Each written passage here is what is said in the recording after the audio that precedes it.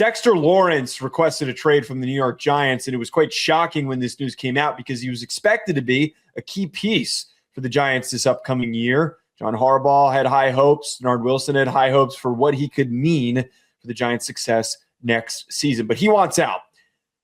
Before we deliver best landing spots, I alluded to this at the beginning of the show. I want to just talk about this.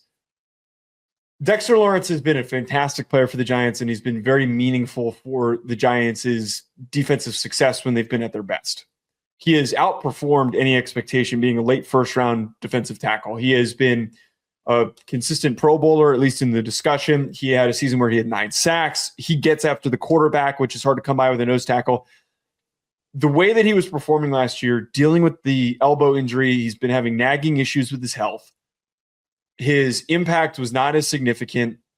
A guy that it felt like for me was supposed to be a leader seemed like he was turning into more and more of a, not a distraction, but didn't seem like he was super bought in. Listening to enough of his post-game clips, just really felt dejected and like he, justifiably, but he did not come off as, like Brian Burns felt like he was trying to rally everybody. It felt like Scadaboo was trying to rally everyone. It felt like Jackson Dart was trying to rally everybody.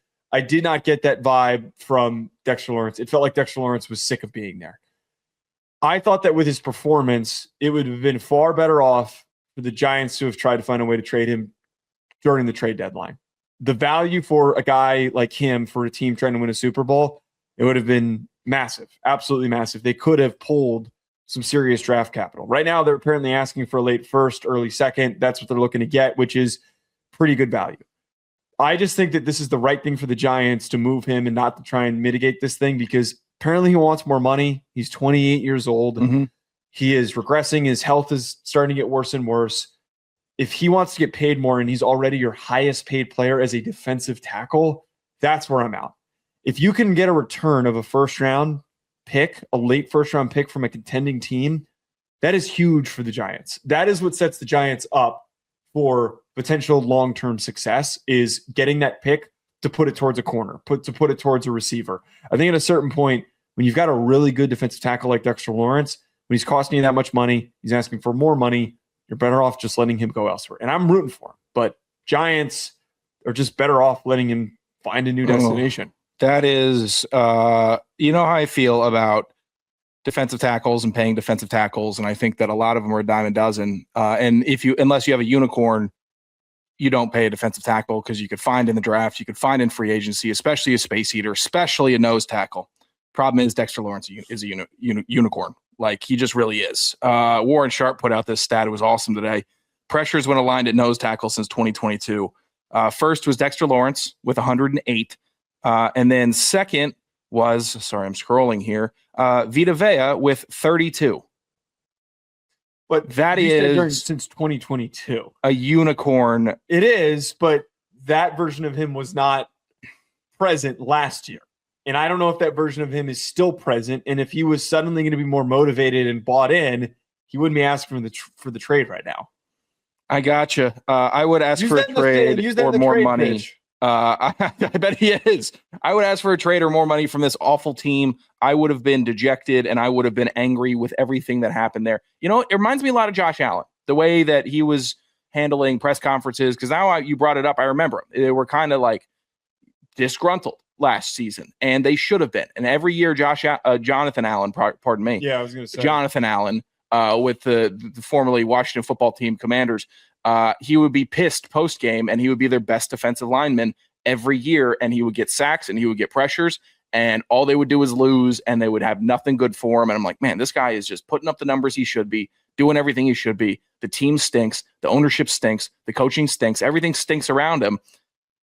Maybe a breath of fresh air helped him. He didn't do well in Minnesota. I think you just pay him. I honestly think that you pay a guy like Dexter Lawrence. He is somebody that genuinely helps your defensive line continue to be such great, savage defensive line. Like, the pressure up the middle trend of all these ESPN dorks that like telling you how important it is annoying to hear, but it's true. Where if you can get a guard falling back into a quarterback's lap, it pushes him towards the defensive end. It makes a sack quicker. It makes the pressure quicker. It makes a QB hurry easier. Dexter Lawrence does that. He's one of the few defensive tackles that I will side by and be like, this is a guy that you have to try to retain, as long as it's not insane. I'm not denying that type of an impact is valuable and also visible from him when he's playing at his best. But the thing is, if you have a really good defensive tackle and your biggest needs are at more premier positions like corner and at receiver, if there is a way to turn that defensive tackle into a starting receiver and a starting corner, possibly both, depending on what kind of capital they get. Well, you guys just got Deontay Banks. You're not happy? What do you mean we just got Deontay Banks? He's been here and he's been terrible. He's been absolutely terrible. Let's talk about some best destinations for him. I think that first and foremost, the Chicago Bears might not have a ton of spending power to fit him into their cap. I don't know what it would take to make it work. But instead of drafting Caden McDonald, which they've been projected to pick any of these defensive tackles with that pick at the end of the first round, use your draft pick to go and trade for Dexter Lawrence. You're a team that is looking to create a more disruptive defensive line. Your team was inconsistent along your defensive line. You're also a team that has been needing to improve its pass rush. It was one of the weaker pass rushes last season. I think that this is a player that you plug right in at 28 years old over the next couple of years is going to help ignite future playoff runs and for continuing the level of success. It kind of feels like not the same, but slightly similar. Adding Leonard Williams, if you're the Seattle Seahawks into your defense, it's just, you know who you got, and the rest of the stars are maybe around, but you know that you can rely on Dexter Lawrence. It's a really good landing spot. They tried to get a Dexter Lawrence with Grady Jarrett, and that just didn't work out. Grady was too old. He lost a lot of his pass rush bag. It was a little bit disappointing for the Bears at that defensive tackle position. Dexter Lawrence with the Bears makes that defense better. He makes every defense better, but that would work. That would fit. I could see it. I could see the Bears becoming a very, very exciting team if they landed Dexter Lawrence. And I'm never excited about defensive tackles moving to a different place. It's just a snooze to me because I know the impact, but Dexter Lawrence, Caleb Williams, exciting young team that actually performed well last year. I can get on board. I really can. I think that's a good landing spot, Joe. What's your landing spot? My landing spot is the Baltimore Ravens. Baltimore is heralded as one of these teams that always has a good defense because we're still swept up in the Ray Lewis years and the Ed Reed years. And that was one of the best defenses we've ever seen in NFL history. But it's been a while since they've been at that form. It's been a long time. The defensive backfield is good. They have some good linebackers as well. But they run a 3-4, Joe. Their defensive tackles are nose tackles, Travis Jones and CJ Okoye. No, thank you. You put Dexter Lawrence right there in the middle, and you're looking at a real deal Baltimore Ravens throwback nose tackle. Thinking of a Tony Siragusa, thinking about a Haloti Ngata, thinking about, let me be the next one to take this torch and jam up the middle in the AFC North where everyone wants to run it down everyone's throats in December. You can't do that if Dexter's plugging up 3 gaps at once in the middle. I love this. I actually think the Ravens, their sack numbers last year were atrocious. Bottom 10 in the league stuff. Gross defense. Put Dexter Lawrence on the Ravens. Okay, so a couple things here. In a vacuum, this is a tremendous landing spot for him because they need a big, massive body like Dexter Lawrence, who, when Nnamdi Madubuike comes back and he's fully healthy, it frees him up. It frees up Trey Hendrickson, who they brought in. This helps them ultimately get back to that level of defensive dominance. But politically, I think that you're disregarding the political nature of this.